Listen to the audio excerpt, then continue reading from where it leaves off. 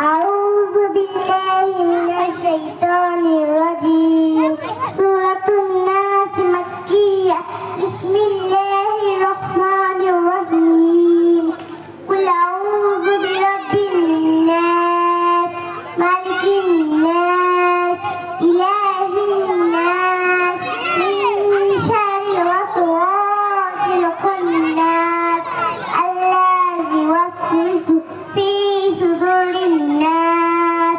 من الجنة والناس السلام عليكم ورحمة الله এক নম্বর হাদিস শরীফ আকলিস দীনকা ইয়াকফিকা আমালুল কলিল হাদিস শরীফের অর্থ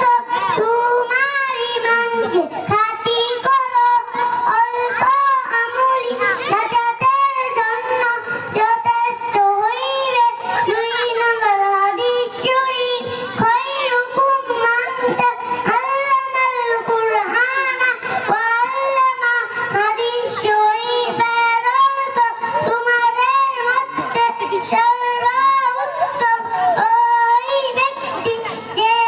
কোরআন মাজিদ শিক্ষা করে এবং শিক্ষা দেয় দেখি 10 নম্বর হাদিস শরীফ লা ইয়ারহামুল্লাহু ওয়ালা ইয়ারহামুন্না হাদিস শরীফের অর্থ আল্লাহ তাআলা ওই ব্যক্তির উপর রহম করে না যে মানুষের উপর রহম করে না 11 নম্বর হাদিস শরীফ আল মুসলিমু মান সালিমাল মুসলিমুনা বিলিসানিহি হাদিস শরীফের অর্থ খাতুল্লাহি ওয়া বারাকাতুহু أعوذ بالله من الشيطان الرجيم بسم الله الرحمن الرحيم إنا أنزلناه في ليلة القدر وما أدراك ما ليلة القدر ليلة القدر خير من ألف الشهر تنزل الملائكة والروح فيها بإذن ربهم من كل أمر سلام هي حتى مطلع الفجر السلام عليكم ورحمة الله وبركاته এক নম্বর হাদিস শরীফ আকলিস দীনকা ইয়াকফিকা আমালুল কলিল হাদিস শরীফের অর্থ তোমার ইমানকে খাঁটি করো অল্প আমলি নাজাতের জন্য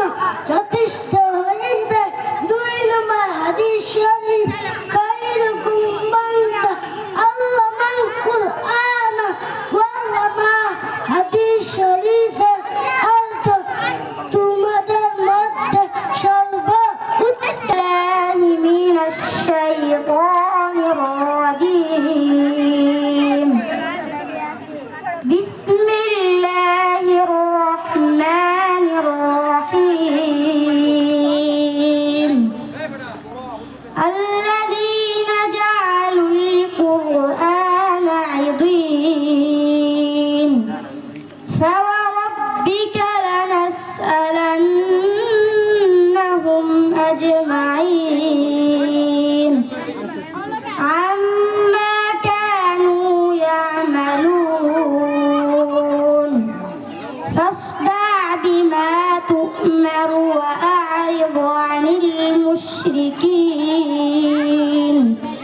إنا كفيناك المستهزئين